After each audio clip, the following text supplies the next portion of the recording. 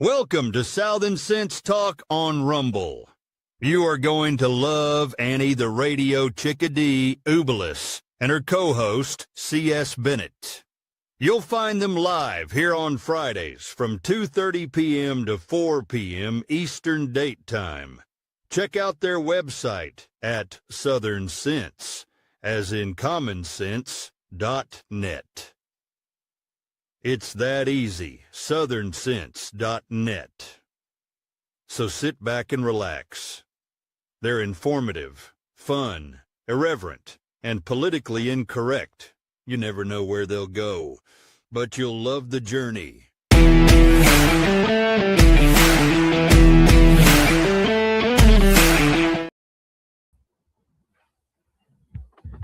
Can't hear you.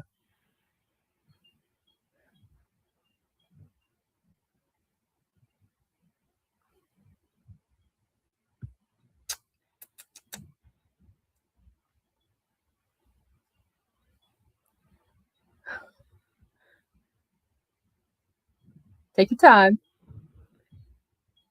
No, you're muted.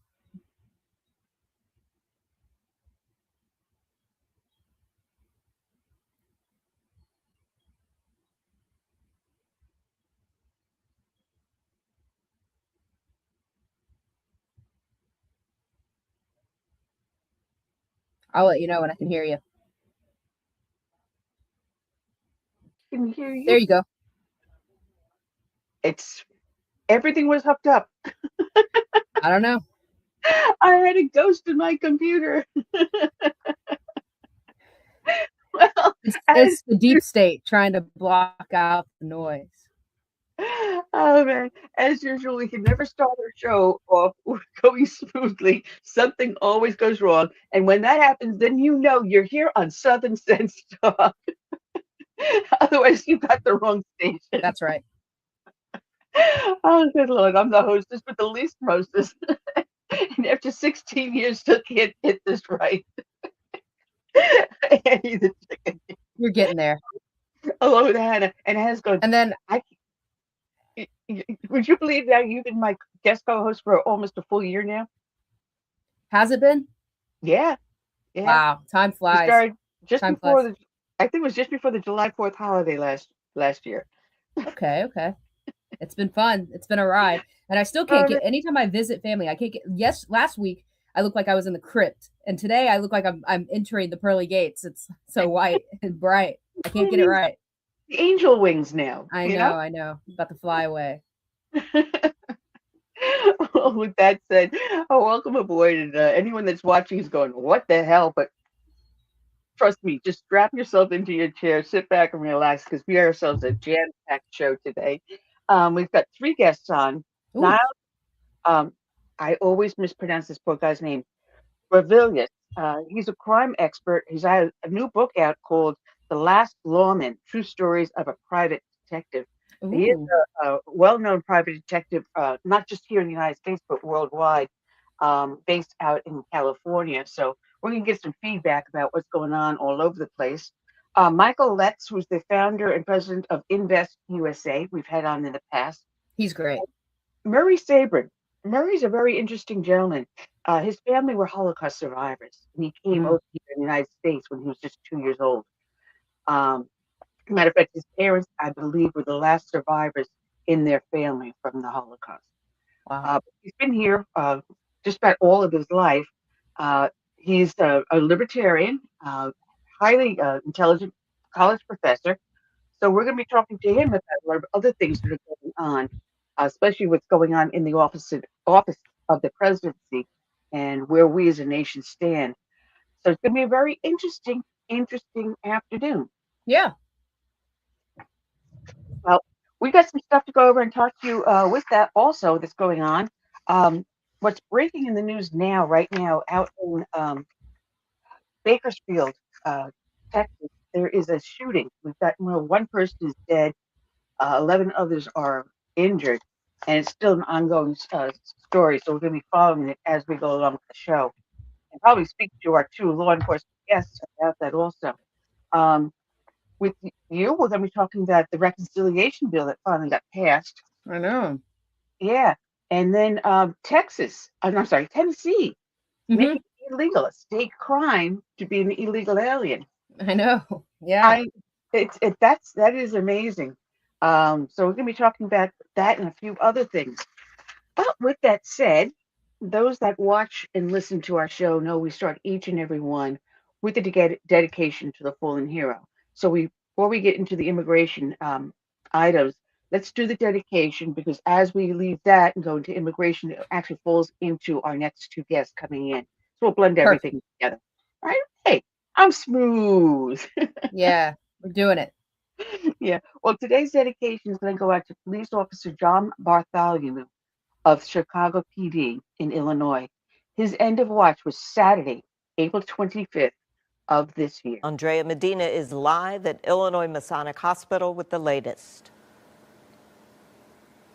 Hi, Jackie. We've learned the suspect has a lengthy criminal history.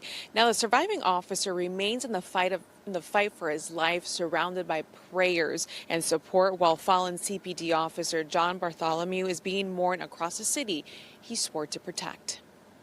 SWAT teams out, rifles, giant shields. It very much seemed like something pretty big was going on. Madison Heckle's Ring camera capturing a heavy SWAT presence and a tense search through her Ravenswood neighborhood on Saturday as officers hunted for a suspect accused in the fatal shooting of Chicago police officer John Bartholomew and critically injuring another. I have recently learned that he did go past my home.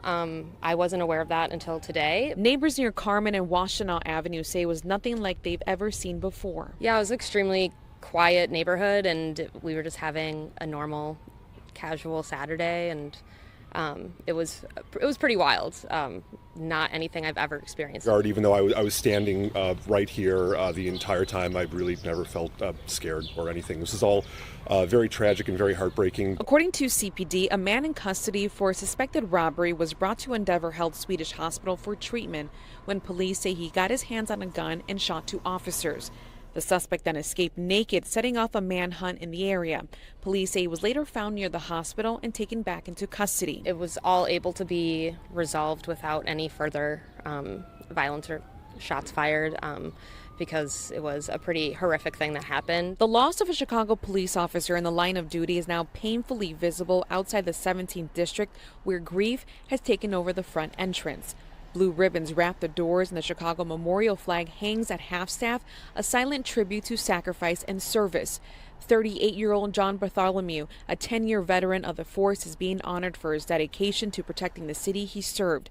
Another officer, 57 years old with 21 years on the job, remains in critical condition, continuing to fight for his life at Illinois Masonic Hospital. Both officers worked out of this police station. Anytime there's a loss of life from a from a first responder that's trying to protect the city, it's always tragic and sad. When the 38th Ward alderman got word of the shooting yesterday, he was already standing in a room filled with grief at a fundraiser honoring fallen Chicago firefighter Michael Altman. A moment meant for remembrance suddenly echoing with another tragedy. He says his thoughts immediately turned to the officers, their families, and a city once again forced to process loss. Now he says he's holding on to unity as the city mourns one officer loss and stands strong for the one still fighting to survive. Just a tragic thing. It's just so sad. At this time, charges against the suspect have not been announced yet. We're live outside Illinois Masonic Hospital. Andrea Medina, WGN News. Chicago police honoring one of their own who lost his life in the line of duty. Funeral services held today for Officer John Bartholomew. Colleagues remembering his life of service during a service at St. Andrew Greek Orthodox Church in the Edgewater neighborhood. WGN's Patrick Elwood takes us there.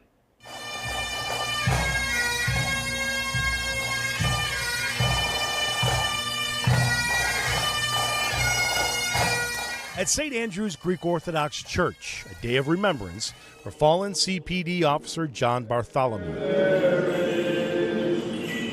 Shot and killed only 4 days after his 38th birthday. The married father of 3 who leaves behind a wife, 2 teen sons, a 3-year-old daughter, and many, many family.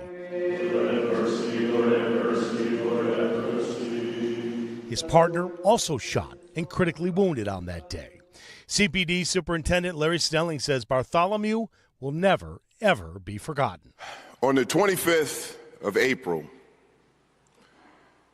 I had to do something that I always dread having to do, to deliver the information. There was family there. His wife, Renee, getting the message and seeing the disbelief on her face, the emotion, hearing this shocking news. Then came just Mr. Positivity. Every day. his brother James.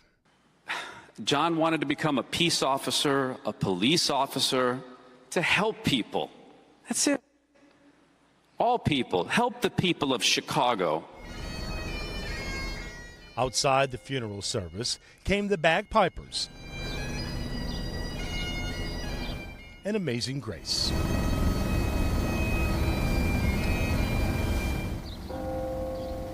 And then, with her children at her side, Bartholomew's widow was given the flag that was draped over her husband's casket. Officer John Bartholomew, star number 12963, and his casket loaded into the hearse, marking the tragic ending, the ultimate sacrifice, the final chapter to a life well lived in the service of others. And perhaps the greatest compliment that the superintendent paid to Officer Bartholomew, he said he was a cop's cop. Patrick L.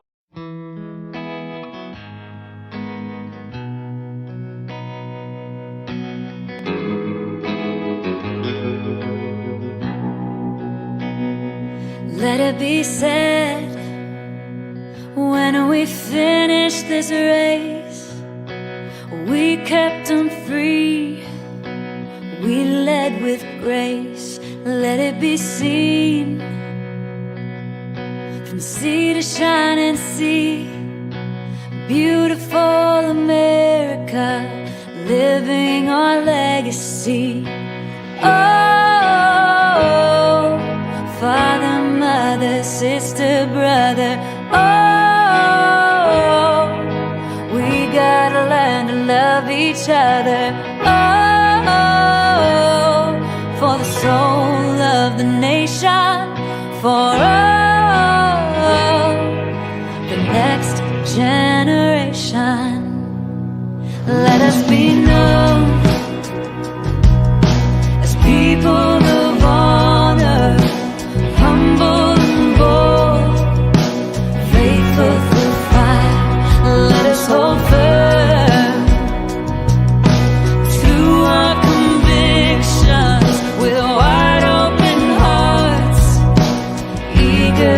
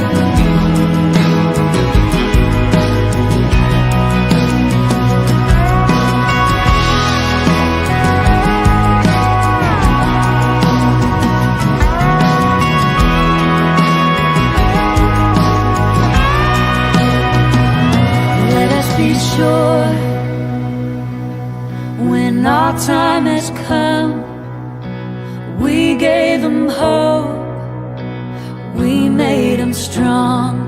Let it be said, when we finish this race, we kept them free, yeah, we led with grace. Oh, father, mother, sister, brother, oh,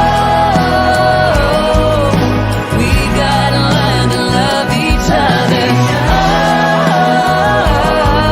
for the soul of the nation, for all the next generation. Let it be said,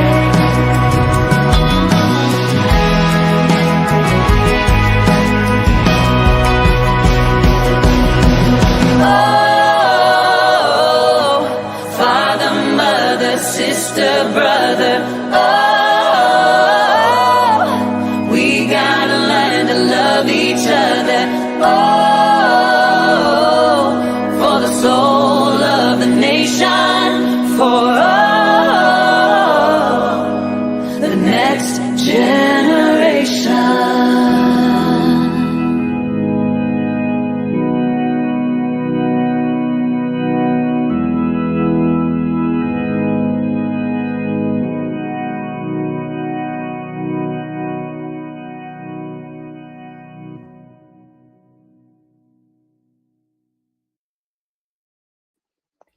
All right, and we are back. We're here watching Southern Sense live, not only on Facebook, LinkedIn, YouTube, X, Rumble, Substack, and we're also now up on Twitch live. Ooh, nice. So, yeah, so we're getting up in the world, getting Moving up on in the up. world. Yeah, well, of course, now I can start this off without flubbing too badly. I'm your host, Annie Ubellis, along with the oh-so-patient and angelic Anna Davis of FAIR, the Federation for American Immigration Reform. And I always tell people, and you know I do this, I really promote your site, fairus.org, because you were originally with Heritage and you were the immigration investigator there, and now you do the same, or even better. I mean, you have more freedom over at FAIR, and the work that you turn out and others at FAIR is just phenomenal. And there's an article that's up there dealing with the reconciliation bill that is providing billions, 70 billion for immigration enforcement. And that's been a long, hard fight. It's been an uphill battle for sure. I think most of our listeners can recall just a few months ago the back and forth we had between the Senate and the House, and then equally on both sides of the Senate and the House, the Republicans and the Democrats were fighting back and forth like cats and dogs. But a deal was made a few months ago where congressional Republicans were to fund ICE and Customs and Border Patrol, CBP, via reconciliation. And they said, well, what about DHS? So the rest of the Department of Homeland Security was to be funded through regular appropriations bill, and it has come to light. So President Trump passed the Secure America Act, which is the reconciliation package. And you're right, it provides about $70 billion in funding for ICE and CBP. And so it was an uphill battle to get here. You know, usually people, when they talk about funding different federal agencies, they just say, oh, you know, the government spends too much. They don't think about it too much because they know that it's just going to happen and it is what it is. But it was like pulling teeth or herding cats, you know, to get even a dollar passed in favor of anybody who was working in federal immigration. And because it's such a polarizing and politicized topic nowadays, you know, securing our homeland shouldn't be so polarizing, but it is, unfortunately. And they fought tooth and nail to get this money. And yeah, so like over 38 billion of it's going for hiring and training future ICE agents and attorneys, as well as removing aliens. Those operations, they cost a pretty penny. It takes a lot of manpower and it's very calculated. Over 20 billion of it's going towards Customs and Border Patrol personnel and their operations at the border, because the border is quiet, the border is secure, but it's not going to remain that way if they don't have funding and they don't have personnel down there to man it. And then 5 billion of it goes towards DHS for other appropriations, whatever they're going to do with that. That hasn't really been parsed out, but you're right. It's been an uphill battle, and it's exciting to see federal immigration agencies get the funding that they need and that they deserve. Unfortunately, 70 billion, when you think about it, it's a lot to us, right? It'd be life-changing. 1 million is life-changing. But these are massive federal agencies with, thousands of personnel, and they have to recruit and retain. They have to hire, immigration attorneys and judges that understand immigration law, which is very nuanced and confusing. And so $70 billion, it's only going to last for a while, a few years maybe down the road, we'll have to be doing this again. And I can only pray and hope that it's not going to be such an uphill battle next go around. There's so many things going on in our political background, and Americans really don't understand that there are undercurrents that are in our government that are actually trying to destroy our freedoms. Yes. And they've been eating at it little bit by little bit. We can go back to after the Revolutionary War. Already they were starting to say, oh no, you've got too many freedoms and we've got to control you. Federal Reserve Bank is a perfect example of that. The income tax, another perfect example of that. It's been bit by bit by bit. And immigration is just another tool in which they're doing that. What country has an open border? None. Right. Why are we the only nation in the world with a completely open border? Yeah, I agree. No nation has an open border that wants to last long, right? And all successful nations have good borders, and this is what it is. And the same people who say that we shouldn't have any borders, I'm sure they all have fences around their yards, right? And they lock the doors at night. They do, yes. And so I don't know. They want to apply this to a nation. It's just not going to work. We saw how bad it was under the previous administration. We've seen how bad it was under previous Republican and left-leaning administrations. You need a secure border. It's common sense, but unfortunately, common sense isn't that common anymore. And the camel's nose is in the tent. If we continue to allow people to peddle these anti-borders, open borders, radical views, we can't let that fester and get any bigger than it already has, and that's why it was such an uphill battle, because we had these radical leftists, these Democrats in the House and the Senate who wanted to control the narrative, who continued to block immigration funding. They want to cripple immigration. They want to cripple the law enforcement agencies within immigration as a whole, make it so it's very difficult for them to do their jobs, make sure the borders open and everybody can come here. And then they pass bills like that, or they tout off that they want to pass bills like that, and then they go on vacation and they don't think about it. But they'll think about it once it affects their communities, because if we have an open border, we saw how bad it was after just one administration. Can you imagine 20 years of an open border? It would affect everybody from the wealthy to the poor, and the taxpayers would be paying for it. And so it's just common sense, and it's a good thing that this reconciliation package got passed. It's a good thing that ICE and CBP have $70 billion of money to play with and work with. But yeah, we've got to remember why it was so hard to get the funding. We've got to remember these radical open borders agitators that are somehow congressional. They're sitting in congressional seats. And we've got to remember that when we vote. Yeah, and we do. But where does this now, with this reconciliation passed, where does that leave us with H.R. 2, that immigration bill that I met you 4 years ago as we crossed over the National Mall going from the Senate to the House offices, pushing for it. It's a comprehensive immigration bill that really will secure our borders, help with the training also, help with local law enforcement. Where do we stand now with H.R. 2? I think half of the battle's done, because H.R. 2 passed either the Senate or the House. It's been a while now. I forget which one. Do you remember? I think it was the Senate it passed. No, it was the House. The House passed H.R. 2. I'm fairly positive. And now that we've got this funding fight out of the way, we can, congressional Democrats and Republicans can focus on H.R. 2, can focus on passing that. And yeah, you're right. It would secure the border even more, if you can imagine, and fund ICE and CBP continuously, rather than having to go back every few years or after the money's dwindled out. H.R. 2 is a great bill, and it would secure the nation for a while, a long time, unless something drastic happened and it was pulled out from under us. But no, I think the congressional Republicans and Democrats can actually focus on H.R. 2 now that there's funding, temporary funding, and we'll have to see where that goes. It'll be interesting to see if anybody brings it back up on the floor. But of course, I'm in favor of it, and I know you're in favor of it. Anybody who believes in American prosperity should be in favor of it. Yeah. Well, we walked quite a bit that day. We did. We crossed the Rubicon. Oh yeah. I can't do that anymore. 4 years makes a big difference. But especially Especially what? Go ahead. Especially in this heat. It's hot. I know. Matter of fact, I'm waiting for a thunderstorm to hit out here, so I'm Cool it crossing down. my fingers. Yeah. Cross my fingers that it does knock out the power. Oh yeah, some of the storms here have been pretty bad. I'm in North Carolina visiting family right now, so I'm not too far from you. It's been every once in a while you'll get one of those afternoon thunderstorms. It's almost like tornadoes are going to happen. It's so windy, and you think the power's going to go out, and then 30 minutes later it's gone. And I'm just like, Carolina weather, you know.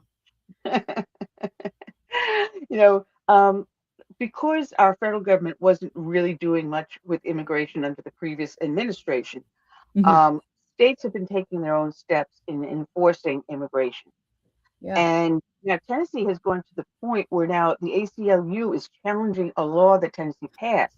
It basically is saying that Tennessee has the right to make it a state crime if you're an illegal alien, or if you come into the state as an illegal alien, if you remain as an illegal alien, it's now a state crime. Yes. Yeah. What brought to mind was whether or not this would cross with the sovereignty clause in the Constitution. And as I'm reading it, nothing would stop the states from making these a state crime. They cannot alter the enforcement or any of the wording in the federal law. This only supplements the federal law, and the federal law supplements it. That's how I'm looking at it. Am I looking at this right or wrong? I think so, yeah. And for our listeners who don't know, Tennessee passed a law not too long ago. They have this Immigration 2026 agenda. So the federal government's doing their thing, but the states are doing theirs, and Tennessee's kind of leading the pack. I know for the last few years, Texas has been leading the pack on what to do correctly in regards of immigration, but they're racing their neck and neck. And so what this bill would do is it requires sheriffs to join 287G agreements, which for people who don't know, those are agreements where federal immigration authorities come down to a local jurisdiction within a state. So for this example, Tennessee, and they train local law enforcement on how to, arrest illegal aliens, how to detain them, how to peacefully transfer them into federal custody. So it's a great program. It benefits everybody. ICE is overworked and underpaid. And so they kind of use local law enforcement as an arm, as an extension of the federal government. And then this bill also expands E-Verify, where, you can't hire people if they're here illegally. And what you were saying, Annie, is it also imposes criminal penalties on people who are residing within Tennessee illegally. So if you've been deemed deportable by an immigration judge and you're there for, I think it's over 90 days after you've been deemed deportable, you can face up to 1 year in jail and a $2,500 fine and so what the ACLU is doing, because they love to stay busy, they have filed a federal lawsuit, saying, hey, we can't do this, and saying that it infringes on federal immigration law. Well, the thing is it's also illegal federally to be here, regardless of what state you're in. So their argument's inherently pretty weak. But I think it's a slap in the face, because the plaintiffs or whatever, the two parties in the ACLU's case have been dubbed Lucy and Benjamin, and they are both illegal aliens that have been here for decades. And I think that's just even worse, that you are fighting common sense legislation on the state level to combat illegal immigration by using, two illegal aliens that have been here for decades. I mean, it just proves the point why Tennessee passed this legislation to begin with, Yeah. And so, and similar laws across the states, Texas, other states like that, they've faced similar legal challenges. So it'll be interesting to see where this goes. I do think that part of the ACLU's lawsuit is kind of without standing. I think the majority of Tennessee's, those laws that they passed, that they're allowed to do that. The states have the right to defend themselves, especially when the federal government refuses to do so. We saw that under the Biden administration with Texas. They were passing laws left and right. Now, some of them did get held up in court, but some of them have made their way through. When Biden stopped border funding, Texas was like, screw it, we'll build our own border. The states have a right to defend themselves. They're just as sovereign as the United States. And so, like I said, it'll be interesting to see how it plays out, but other states should follow suit for sure. Well, I'm going to correct myself, because I said sovereignty clause. It's the supremacy clause. Yes. 2 S's, and which is found in Article 6, Clause 2 of the Constitution. And it establishes that the Constitution, along with federal laws and treaties made under its authority, is the supreme law of the land, which means that federal laws take precedence. Now, this is the key clause, over conflicting state laws. So Tennessee's laws are not in confliction with the federal law. It's in Therefore, the tandem. ACLU should have no standing in this lawsuit. Um, Yeah. So, key provisions is that the federal law is made in accordance with the Constitution and treaties are superior to the state laws. But there's nothing in the Tennessee law that's saying it's usurping federal law at all. They're just augmenting it. And it's saying the state courts must adhere to federal law, even if the state law is contradicted. Again, there's no contradiction here. There's not. There's no violation of the supremacy clause. No, a lot of states require 287G agreements. A lot of states require various levels of e-verify involvement. And so I don't think that Tennessee is doing anything unprecedented. I think maybe making it a criminal penalty, a statewide criminal penalty to be presiding there illegally is interesting. We saw it with Texas. There's a handful of other states that do it as well, but I think they've had some legal hiccups with the ACLU. But I mean, at the end of the day, that works in tandem with the federal law of the land, the rule of law that says if you're here and residing here illegally, you've got to go. You're deportable. You shouldn't. That's a federal crime. Illegal entry is in and of itself a crime, and we should treat it as such. We hear people talk a lot about, hey, I only want, the criminal illegal aliens to be deported. I'm sorry, they're all criminals. Are we forgetting that they entered illegally? I mean, I know that's harsh, but I mean, if some people, I see a lot of conversations cut off at that point because they want to walk this line. They want to play the fence of the humanitarian aspect, or they've been here 20 years and he runs his own business. And I'm like, I'm sorry, he came here illegally. And so I think, once, and that's also what I said earlier, letting the camel's nose in the tent. Once you start becoming a squish on immigration, when does it stop? And I'm sorry, I won't apologize for believing that those who also just entered illegally need to go as well.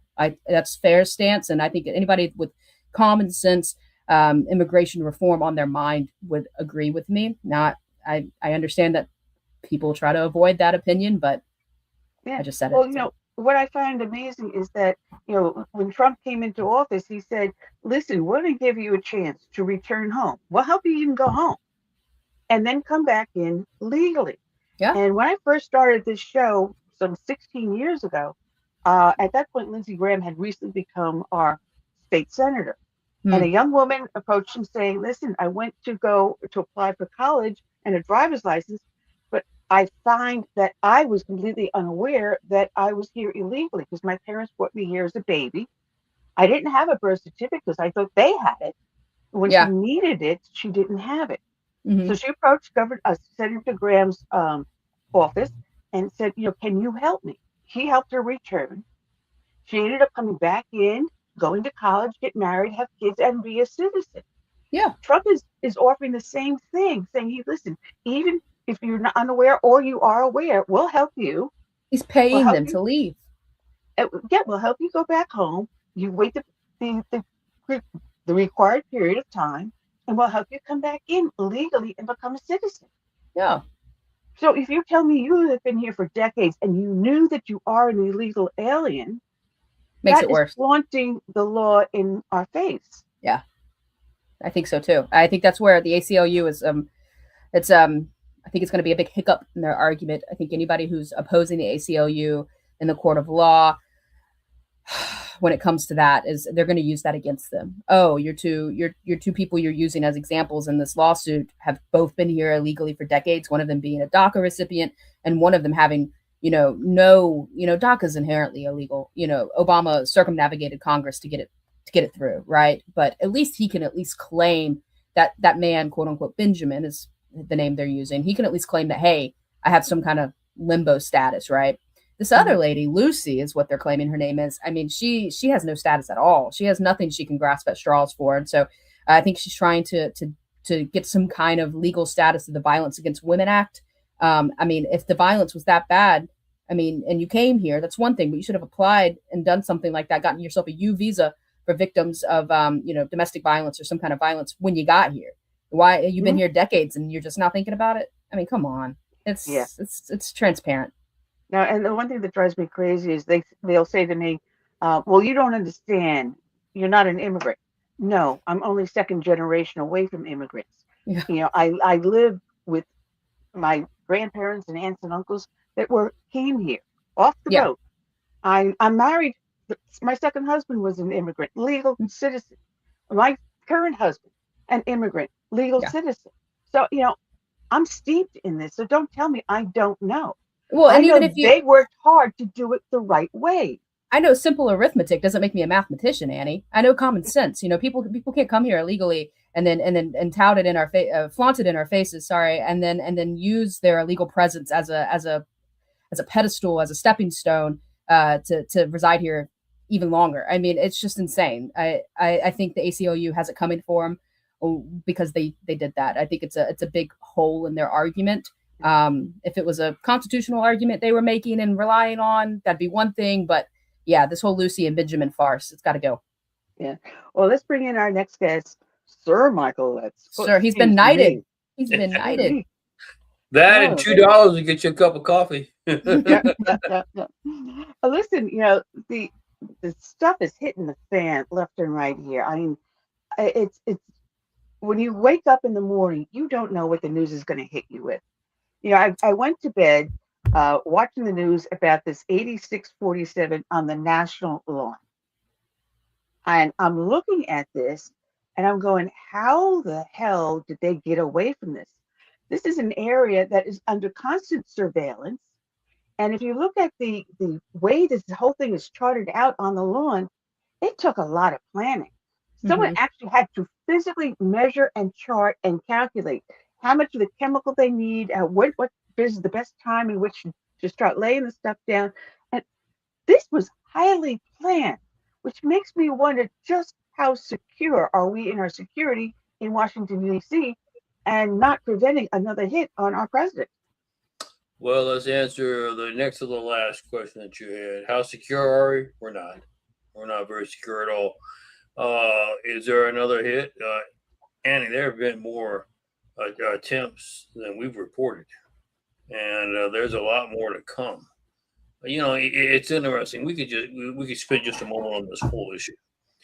I did work within the Secret Service during Ronald Reagan. Okay, that shows you that dates me a little bit, Annie. But I mean, that's the way it is. I can tell you the protocols that we use now really haven't changed much. The changes that have been made are worse. Now, you and I both, and if you and I are in business together, if we don't continually update our business with the new trends, the new technology, etc., we're going to be out of business. It just doesn't work very well.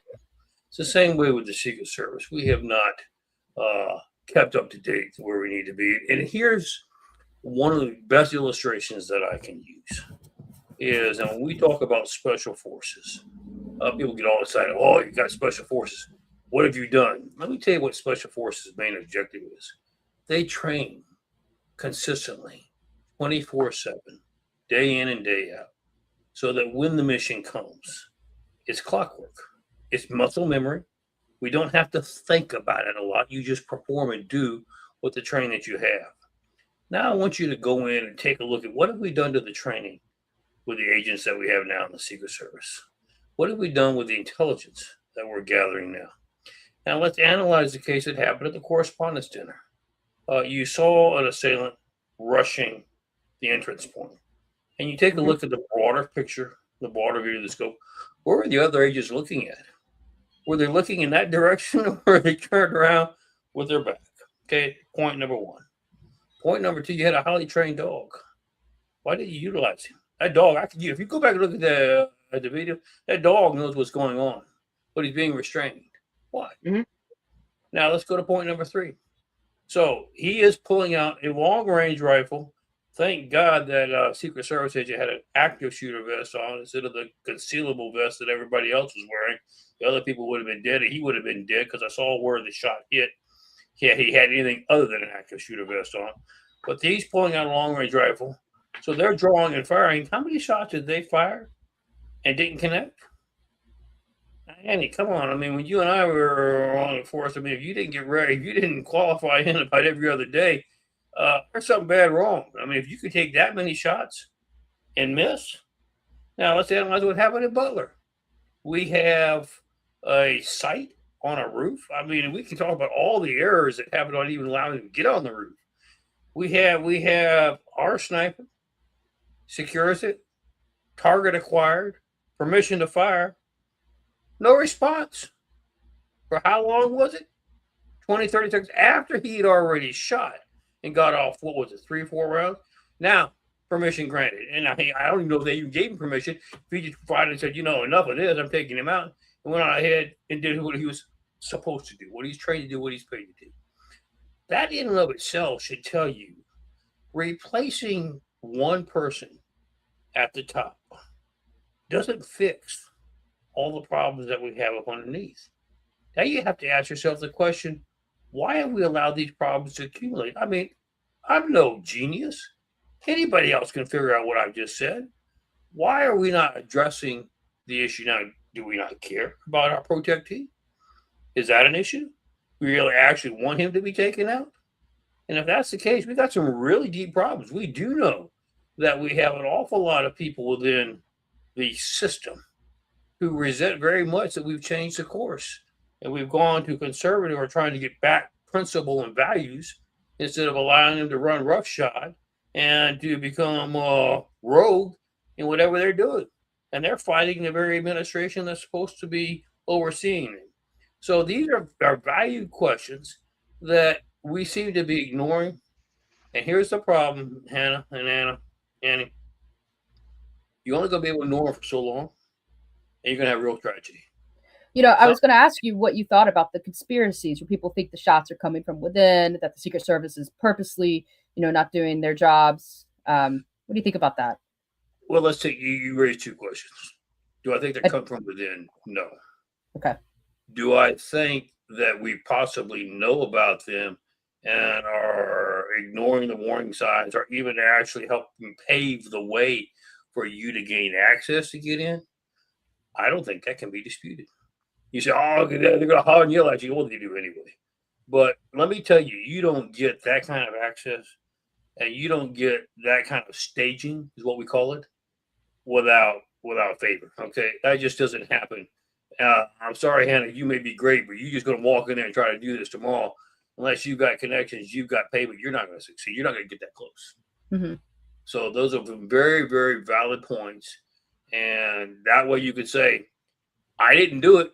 My finger wasn't on the trigger.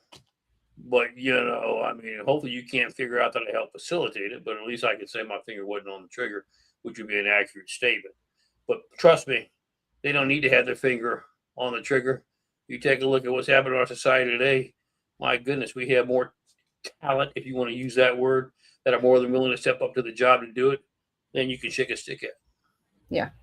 When I looked at the 8647 on the National Mall, that scared me. Because, if you look at it, as I said, it was meticulously charted. And you don't do that. It was symmetrical and everything was just perfectly paced out. So that means, like I said, someone had a lot of time to set it up. And it became obvious that the 8 was the last number that was placed. You did the 47 first, then they moved back up. You can see from the way that the grass had started to regrow. So for grass to regrow and start to cover the numbers, it's been a bit of time there. So you're telling me that someone mowing that lawn does not notice that there's a burn in the grass?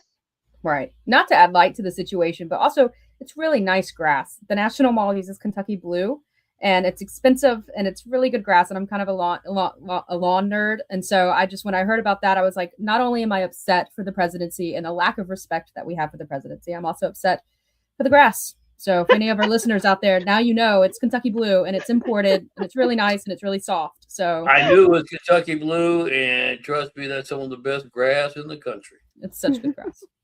Let me add one other thing that you said, Annie, and this is just my experience just in the last, I can't remember, maybe 2 weeks. We spent a good bit of time up there all the time. And I walked out, and here you have a homeless person getting close to the security checkpoints, cussing, yelling, screaming, telling him he was going to shoot the president, kill the Secret Service agents. And they stop him. And then before I can get there, he's walking away. And so I asked the agent, what the hell are you doing? He didn't put this right. I'm sorry, he broke the law when he made the threat. I could hear the threat. Do you not take your job seriously anymore? This is the kind of attitude that we're having within the agency itself. If we don't get a handle on this attitude, there's going to be some real tragedy here, and we're not going to be able to go back and put a Band-Aid on it. Then you can't make somebody undead, if you understand what I'm trying to say. Yeah. Well, I wanted to switch a little bit over to this Carmelo Anthony incident. A very, very bad tragedy over here. And watching this family, what they went through, and then watching the stuff that was going on outside the courtroom, the people protesting for the killer, and then you're yelling and cursing at the family of the victim. Where was the security at that court? Why wasn't there a barrier kept between the two of them so they didn't have any sort of interaction at all?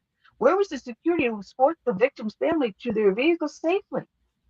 I mean, that is one of the things. And I'm watching someone coming out of the crowd, crossing over to the family and getting in their face. Right. I think, Annie, here's the most tragic thing that I can say in the discussion you and I are having now. As a whole in the country, we are not taking law and order seriously. We are allowing, I don't want to offend Hannah, so we'll just look at today. It'll get better tomorrow. No. What have we said on your show all along?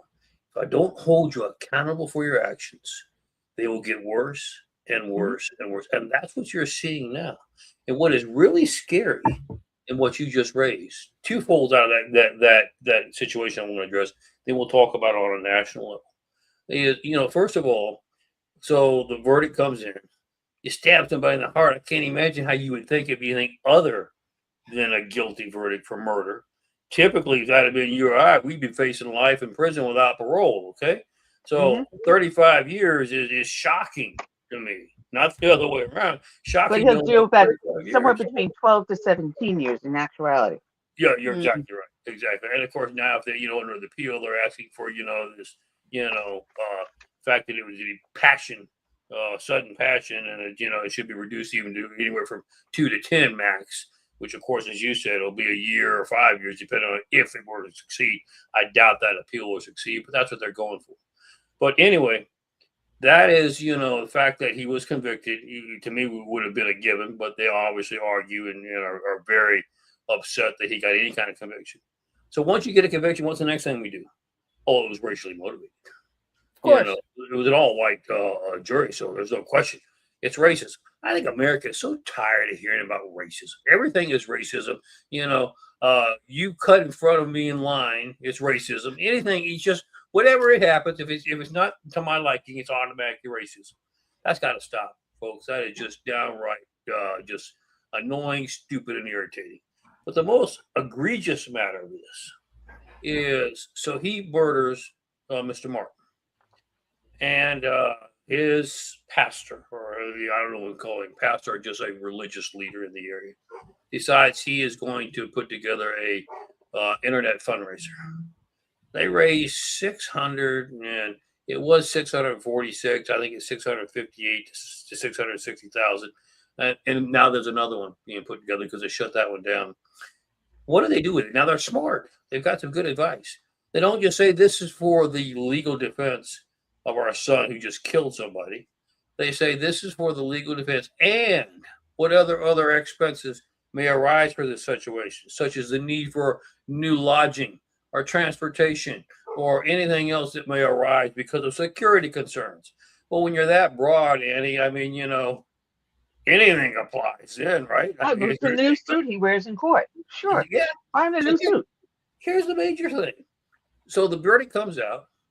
No, we don't like it. We're going to appeal. And here's what they had the audacity to say. Out of that almost $700,000, well, that's all gone. It's all been spent. Well, none of it was spent on him. It was all spent on the family, on getting a new house in an all-white neighborhood, I might add. So obviously, I don't know about this racism comment, and I say all-white, not all-white, the majority white neighborhood. New cars, because they do what our cars were before. That's a security risk. You got to change those cars. Not the same cars. We got to get luxury cars now. We're entitled to that. And so all that money is spent. And now here's what they're telling the people. He has no money. He can't afford an appeal. We need to get a public defender to appeal his conviction. I mean, it's just the epitome of insult to a law-abiding society is that. And what do you see happening? Now let's carry the next step in Congress with our Democratic leaders, and not just in Congress. Remember, Democrats across the country. Oh, this is an abuse of the justice system. This was racially motivated. Something needs to be done about this.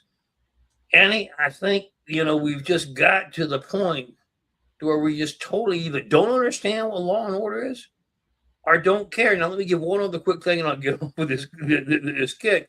But let me tell you where this is headed. Of course, I get briefed every day. And in the last 6 days, as I recall, maybe 4 days, we've had over 7, as I recall, maybe it's 10 shootings and deaths by young people against young people across the country. Okay? So let me tell you what is being projected. There's no need for Hannah and I to have an argument. Shoot, it's easy to shoot her. That's what we do now.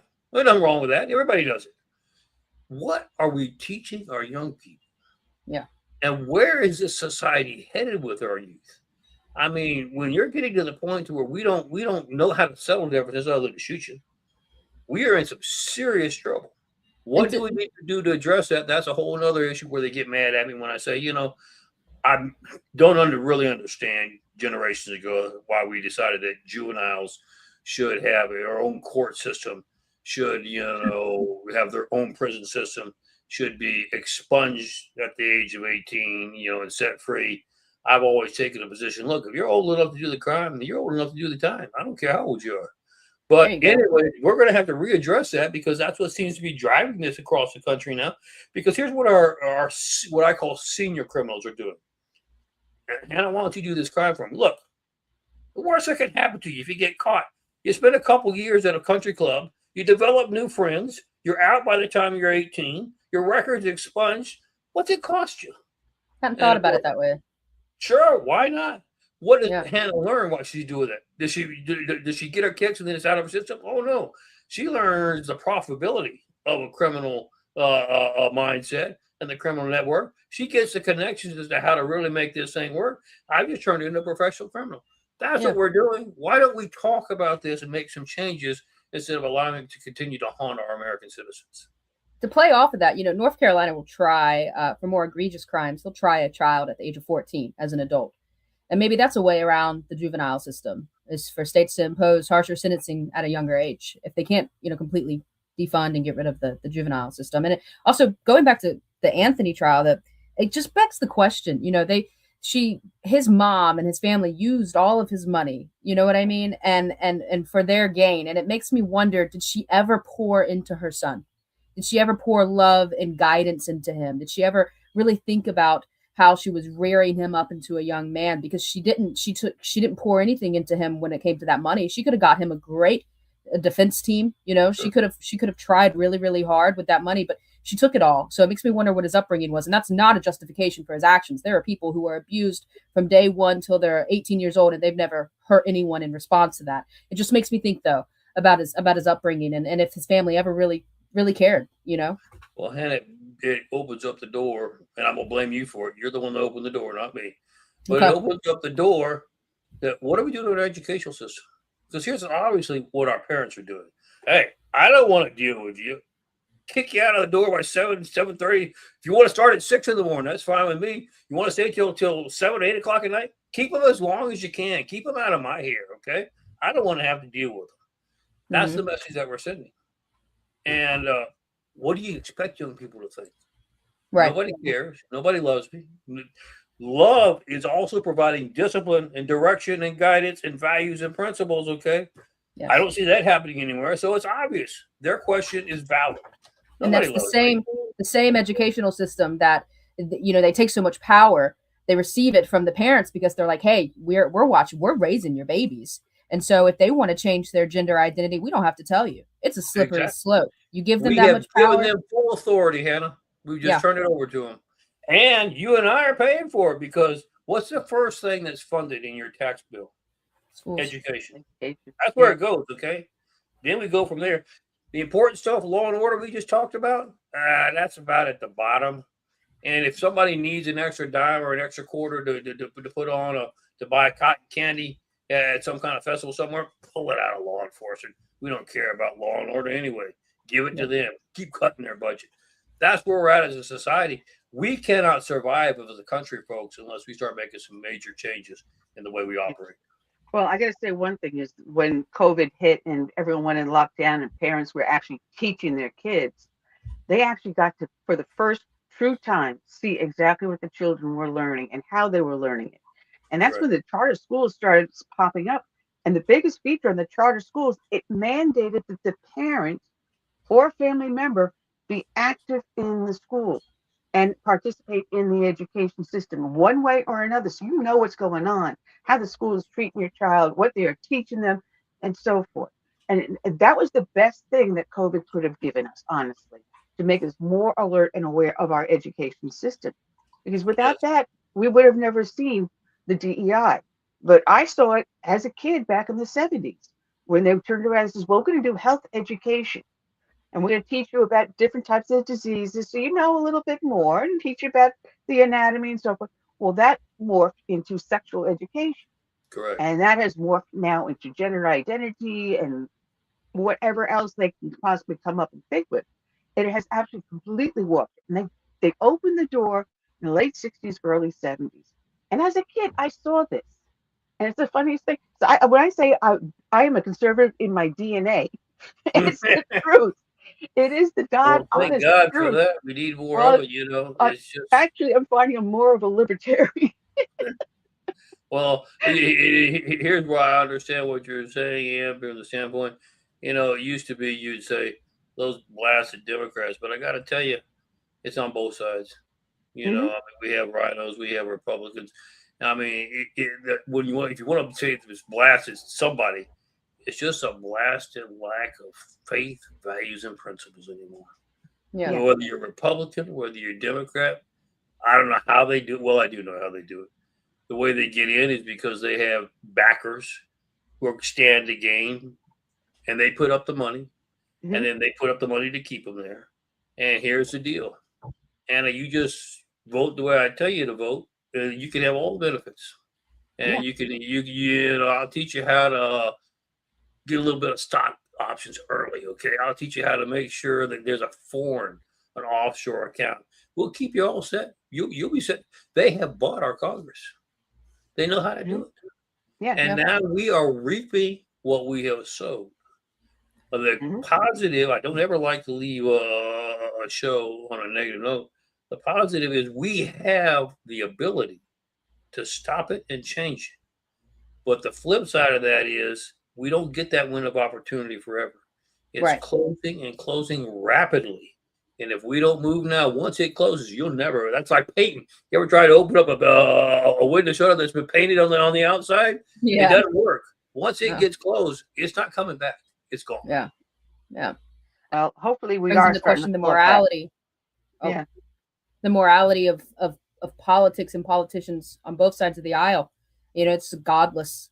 DC is godless. And I think, you know, we need more politicians that have strong faith, that, you know, really believe in what they're saying and say what they believe. And it's not because of some kickback they're receiving in their stocks, like you said.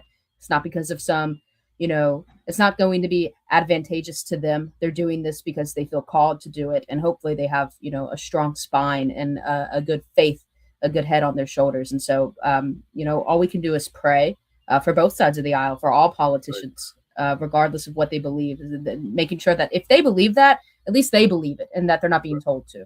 I think that's a good point you made, Sir Michael. Well, thank you. And one of the things I want to add to what you're saying, we can help that situation by holding people accountable now. If people see we're taking congressmen, senators, and all out in handcuffs because of their total disregard for the law violation, they're going to be saying, you know what, thank you for the opportunity to put me in that situation, but I think I'll pass. We haven't done that. Right now, there's been no accountability. Nothing but benefit and gain for those who take a attitude of they're above the law. And as long as that continues, you're going to expect to see a lot more of it. Yeah, yeah, unfortunately, very much unfortunately. But Michael, I want to thank you for joining us. You know, you're always Always welcome. a privilege. We love having you and Hannah. You know, I mean, we love being on your show. And let me just end by saying this. I've said it before, but I'll say it again. If we didn't have you, I wouldn't be doing this because I wouldn't feel like there's any hope. I feel like there's hope because y'all are willing to make sure that the message is heard. I do feel like people are listening. And I think Yeah. right now they're searching what is the next thing that we do. And we're giving them the pathway to do that. Make sure you tune in consistently to Hannah and Ann because they're making sure that you understand what we're up against and what you can do to be a part of the solution. God bless you. God bless America. Thank you so much for what you do. And take care, Michael. God bless. All right. Always, as usual, a lot of fun. I'm He's the waiting best. for our next, wait for our next guest to come in. Just double checking to make sure everything is okay. There he And goes. yes, he is. There he is. The one, the only, the smiling dude, Murray Sabrin. Good afternoon, Murray. How are you today? Well, I just did a wonderful interview in North Carolina on radio, and it was really terrific. And there's just a lot to sort out, given everything that's been happening the last few months, the last few years, the last few decades, the last century, and that's why I'm doing what I'm doing. I don't have to do any of this in my retirement. I don't play golf, so I had to come up with a mission, and my mission is to make the country really independent, what the founders envisioned in 1776. Absolutely. And I have to tell you, I'm in my retirement. I retired back in 96. Wow, And you're too young to retire in 96. I was one. I was way too young to retire. Murray, where in North Carolina was the radio hit out of? I'm in North Carolina. It was in Charlottesville, WBT. Yeah, good for you. all right. Well, you know, being a child of the bicentennial, I was with a lot of anticipation looking forward to this 250th. And I'm really disappointed because what we had back in 76, we don't have today. No. I think, again, the problem is the occupant of the White House, even though he's done some good things and he's done some things that I've been very critical of. There is no cohesion in the country. And that's been going on for years now. This is not something new. And I remember 76, my wife and I were visiting her sister in upstate New York. We were living in New York City at the time. And I was watching in the basement TV, the ships go up the Hudson River. And it was a great, the flotilla. It was terrific. And it was the 200th anniversary. And the 250th means that we've survived another 50 years, even though there are a lot of warts in the country today. I mean, there's always been division in the country. I mean, going back to the 19th century, of course, we had the war between the states.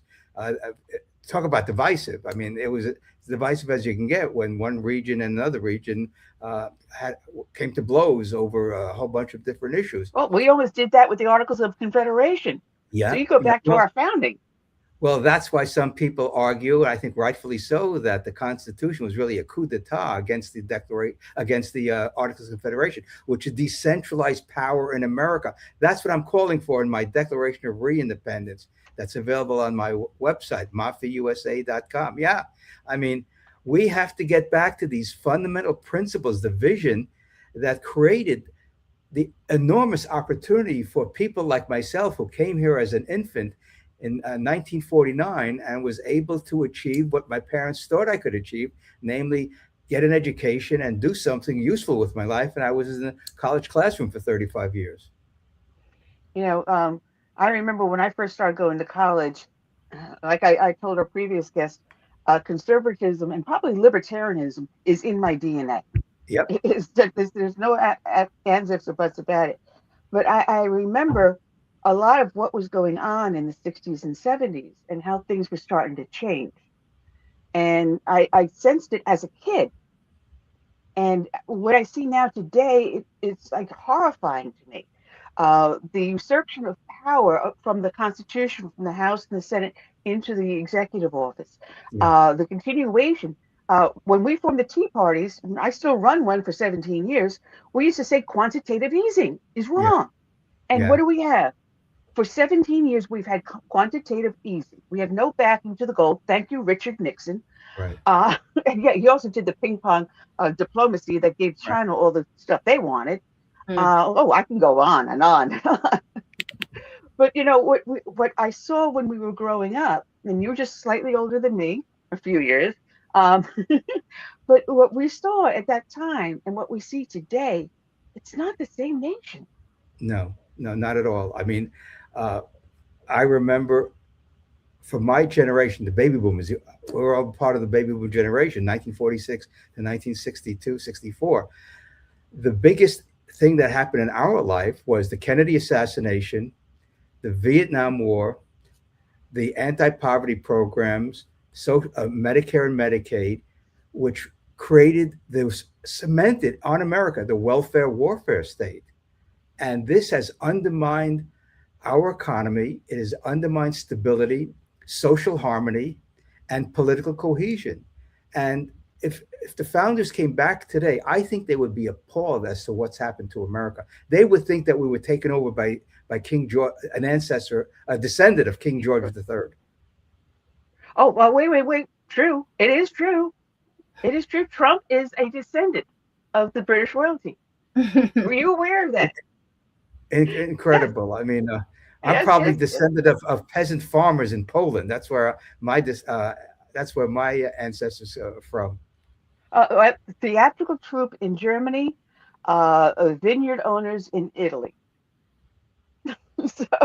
Well, the thing is, people who understood what it meant to live a productive and fruitful life, they either worked on the farm or were a tradesman or a trader, Trader, not Traiter, and they realized that they realized that to be a human being meant to be peaceful, meant to be productive, meant to be family oriented, meant to be community oriented. And today people are looking to Washington, D.C. to solve every problem. In fact, there's a wonderful essay in the Wall Street Journal today, which just shows you the corruption of the welfare state. Catholic Charities is so dependent upon the federal government for money. When they used to be getting maybe 10% of their revenue from the government, they now get, I think, 50% of their revenue. So the federal government is now corrupting the nonprofits, which used to be independent entities that would do things at the local level through voluntary action. I live in Naples, Florida, and there's a wonderful organization called the Neighborhood Health Clinic. Not a penny of taxpayer dollars is used to fund it, and they're doing incredible work. This is the template for the rest of the country, as there are others in New Jersey, which I helped create one, that could eliminate the Medicaid system. Because if you had all these volunteer doctors and nurses and people volunteering their time and donating their money, and they're super efficient. I mean, I'm going to have the executive director on my podcast because I want the people to know how we can downsize the welfare state, if not eliminate it, because that would give us much greater resources to deal with issues at the local level. I just got a bulletin from the Habitat for Humanity for my area. We donate to them because they're doing great work. I don't think they get a penny of taxpayer dollars. There's the Harry Chapin Food Bank in the area. We donated to them.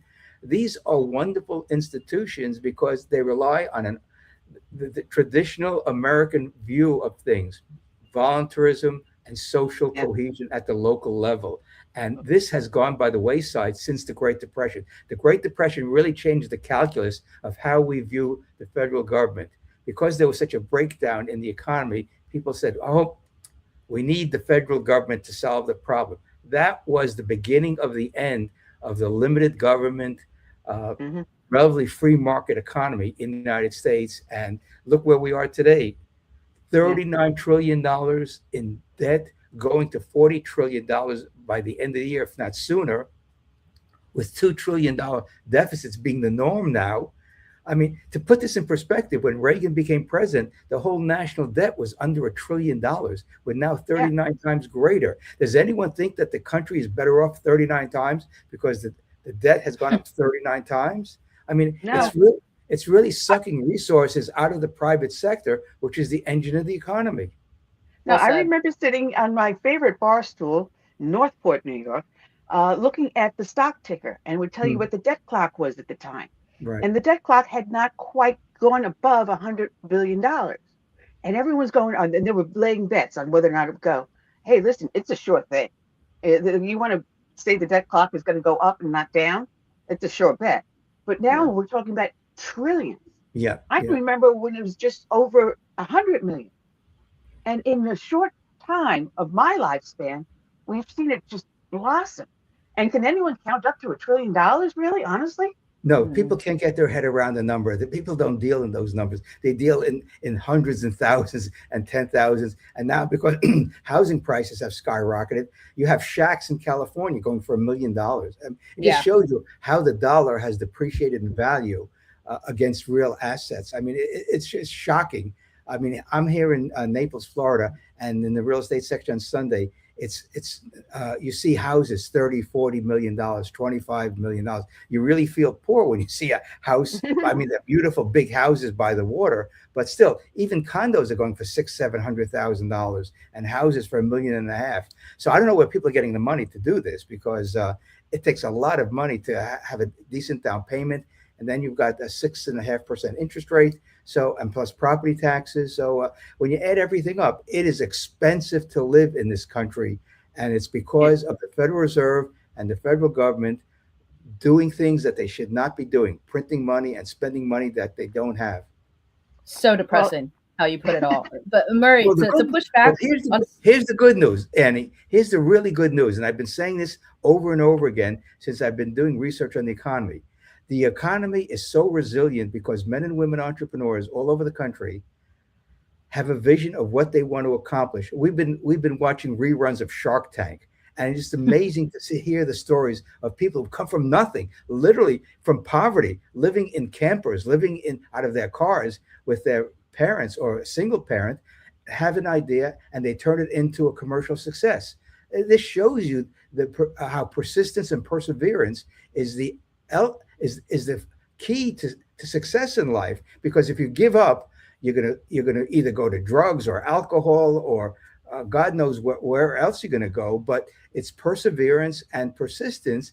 And we hear stories of how people spent years and years perfecting a product. Once they get it right, they become a huge success.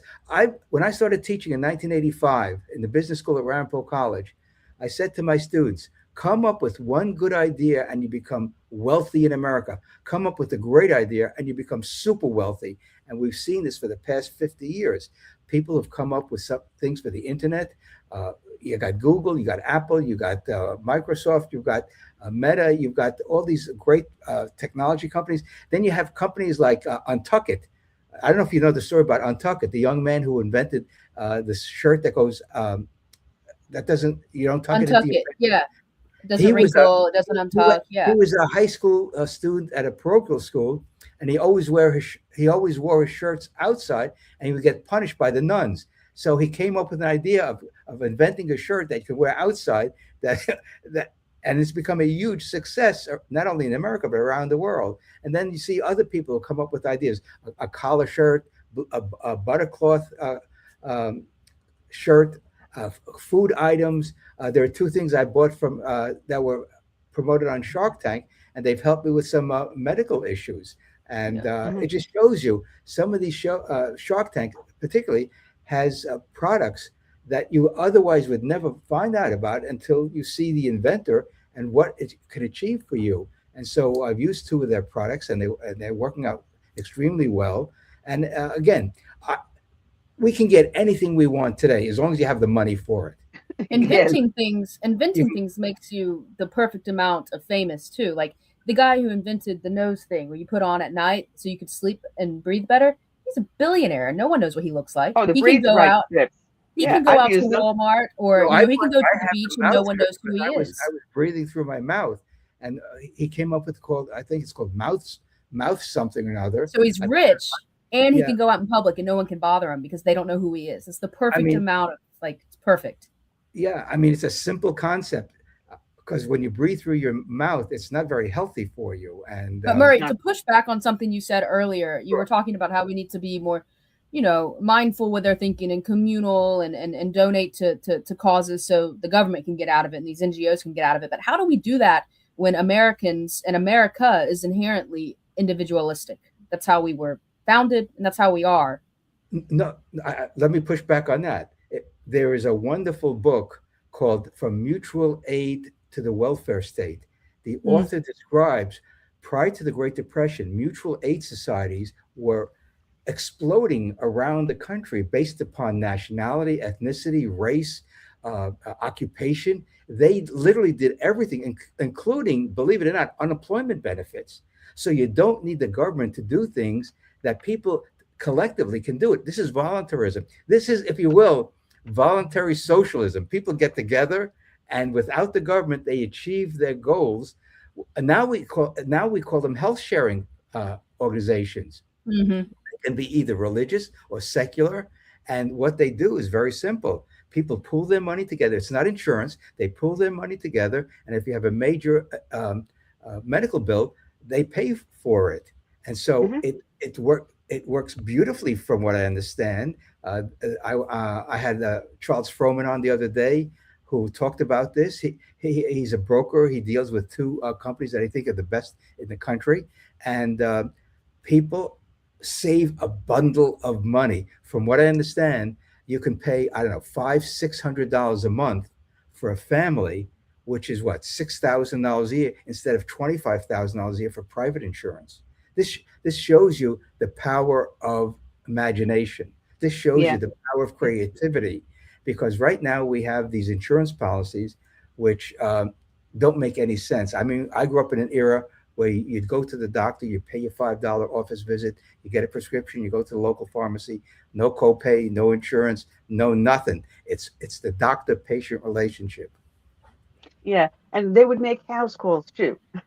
And the pharmacist knew you personally. But going through everything, wanting to talk to you, I'm sorry, half an hour is not long enough with you, Mary, honestly. Because I did read your Declaration of Re-Independence that people can find on your website. And I found it amazing as you hear basically to the actual documentation in the Declaration of Independence, the first paragraph, where in the course of human events, it becomes necessary for free, industrious people. That's straight out of this. Where you talk about that we have the inalienable, you say, the natural rights of life, liberty, and the pursuit of happiness. And I always emphasize the pursuit, not the guarantee. Right. So you go through this and you break it down so an average individual can very easily understand what you're talking about. And then you go on and add 25 paragraphs of statements about where we have gone off of the Constitution and the Declaration of Independence, keying each one out. And as I was reading that, I said, oh, wait a minute. I just read this article just the other day in the New American, the President versus Congress in the New American. And I'm saying, oh my goodness, it's like the two of you were talking to each other. And then as I turn the page, they now talk about the Fabian Society. And I sense that we've always had something like that here in the United States, working as the undercurrent. We know it's already in the UK. And I'm saying, you know what, you stupid idiot. I'm calling myself that, not anyone else. Oh. Charles Dickens, why did he use the name Fabian in his play? And I said, oh, okay. Boy, it only took you about 50 some odd years to figure that one out. Yeah, the point I'm going to make in my Substack, and I'm going to write about this very soon, is that we have been living in a pandemic America since 1913, when we got the income tax and the Federal Reserve. And it's been growing and growing and growing, giving us this welfare warfare state. I mean, it's amazing how presidents from both sides of the aisle have given us undeclared war since World War II, totally obliterating the constitutional clause that says only Congress can declare war. The last time we had a declaration was December 8th, 1941, the day after Pearl Harbor. But yet presidents have gone to work in Korea, Vietnam, Iraq. Well, I was questioning the one with Teddy Roosevelt in the Panama Canal. Yeah, that's another. That was another land grab. I mean, they carved out a nation from Colombia in order to get the in order to get the land to make a deal with Panama to create a canal. So I corrected the historian. Yeah, I mean that's another. I mean, Spanish-American War was another unauthorized. I don't know if it was authorized or not. I don't recall if there was a authorization of war. But the point is, this was the beginning of American empire building around the world, where in fact Teddy Roosevelt said we have to civilize the dark people in around the world. I mean, I think that was his direct words. So again, there was a lot of racism with Teddy Roosevelt and others. Wilson was also a notorious racist in America. And so he gave us, he ran as the peace candidate in 1916. FDR ran as the peace candidate in 1940. And Johnson, I vividly remember, looking into the camera in 1964 during the presidential campaign. And he said, American boys are not going to fight in Southeast Asia. It's up to the Vietnamese people to get their freedom. And of course, 7-8 months later, he declares that we're going to send 100,000 troops to Vietnam. And it's just astonishing. And the same thing with Trump. Trump said no wars in 2024. And yet, unfortunately, we are in a mess. And hopefully it'll be resolved soon, because the longer this goes on, the more difficult it will be for the economy, for the Republican Party, because there could be a real wipeout politically for the president and the party, and God knows what 2028 will bring. But right now, let's worry about 2026. But the foundation has already been laid, unfortunately, by a Republican president to increase socialism in America by taking equity stakes in companies. Bernie Sanders. I was screaming at the TV about that. I said, government has no business being in business.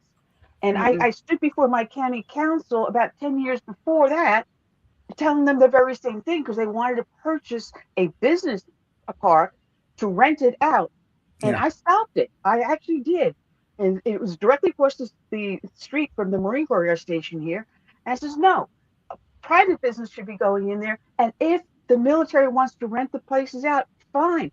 But government has no business in the business. So Annie, how do you feel about, and Murray too, you chime in on this. So I'm from the South, and we see this a lot. People are conservative. They don't believe that the government should be in business. But how do you guys feel about the government subsidizing farms? That's something that, it's like people don't believe in tenure until they're a teacher, right? South is farms. And so they suddenly, all of a sudden, the government's okay. So I always thought about that as kind of squishy. This is what happens when you have war, because you got the parity programs during World War I, where prices had to be kept up so the farmers could make money, and then it continued during the Great Depression. And so once you have the government intervening in the economy, you're going to have bad outcomes. And when you have bad outcomes, there's a cry for what? Subsidies, benefits, grants. And this has been going on really since the beginning of the Republic, because the banks were shaky in the beginning of the Republic, because we know what banks do. They borrow short and lend long. And then you have banking panics like we had throughout the 19th century. So again, this is pretty easy to understand from an economic perspective, from a historical perspective, from a philosophical perspective, from a constitutional perspective. But yet, once you deny free market economics, once you deny limited government principles, once you deny constitutional authorization, you're going to get what we have today. And that's why I did the Declaration of Independence. Everyone who has a grievance against the government can find something in the Declaration of Independence. They may not agree with all of it. That's not the whole point. The point is the government is doing things to you that are oppressive, whether it's the doctor-patient relationship, whether it's government taking an equity stake in business, whether it's government regulating business. I mean, I was on the radio this morning in a northern station, and the host was saying his mind was going crazy because in Congress yesterday they were debating, or a committee was hearing about the NFL and streaming services. Is that really the purview of the Congress to talk about the NFL and streaming services? This is insane. And meanwhile, the Social Security Trust Fund is going to be depleted. The so-called fund will be depleted in 2032, which is right around the corner. And yet no one's talking about it in Washington to do anything about it. So again, we have people in Washington who are there because they get a nice paycheck They can get interviews on radio and television whenever they want, and they are passing legislation which is harming the average American family.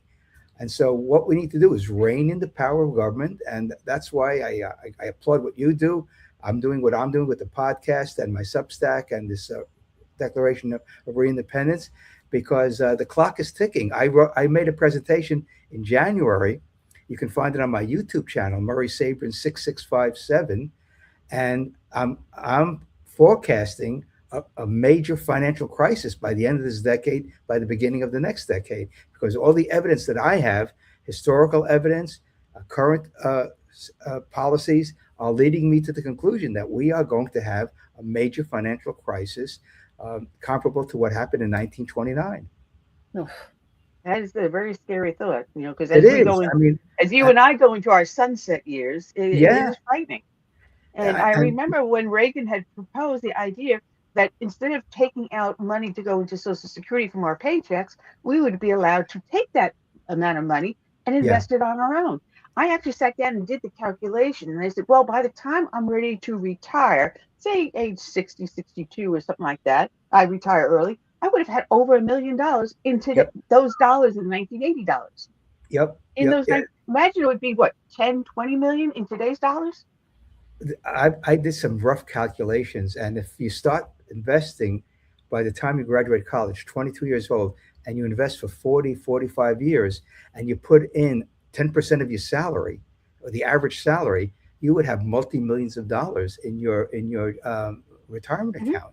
That would pay for obviously your income in retirement and whatever health benefits you need. So you could wipe out Social Security and Medicare by giving people the opportunity to invest. Now, here's the pushback you get from people. Well, people are not going to save. You know what I have to say to that?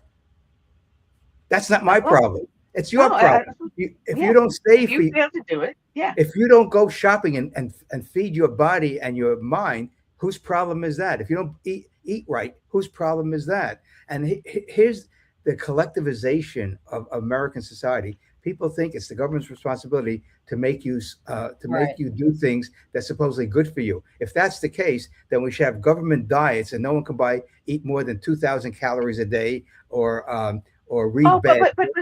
But with my food stamps, I have to buy my diet soda or my little candies, whatever. No, you can't deny me that.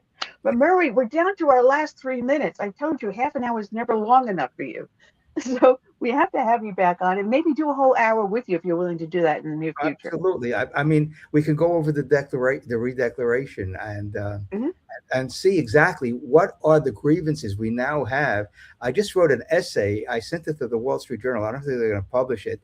It's entitled, "The Federal Government Has Become King George III." Okay. Well, Murray, God bless. People can find you at your name, murraysabrin.com. Well, actually, the best place to go is the murraysabrin.substack.com and mafiusa.com. And that's where I'm already on your Substack. Great. You're not subscribing to me, but I'm already subscribing to you. Great. Well, what I hopefully we can get tons and tons of people across America to say, listen, we've had this great vision for the country and we're squandering it because of bad ideas. That's the difference. That's what makes a country. Good ideas versus bad ideas. When you have bad ideas, you get something like Argentina or the Soviet Union or Cuba. And good ideas gives you America and other countries that are flourishing, like Singapore, like Japan, and other countries that are embracing free markets and relatively limited government. But we don't have relatively limited government given the size of the federal government and the size of state governments around the country. Well said. No, we don't. But Murray, thank you. And God bless for the hard work you do with us and for us. And we'll have to connect again and do a whole show, just the three of us. Thanks so much. Great to be with you, ladies. God bless. Take Thank care. What a pleasant man. I love that man. I love him dearly. He's great. Yeah, I'm looking to see who we have next week. We have Drew Allen, and I think Dennis Neal. He was the one that wrote the Organon. Yeah, he's fun. Yeah, he used to be I think it was Fox News or something like that. He's now out in the far left coast. So we got two great guests going on next week. But that's all we got for now. And so I'll say we don't even have time to do the exit song. So so we have to end that, and just I have to end the episode without playing this. Oh, how do I do that? Okay. Bye, America. Take care and God bless.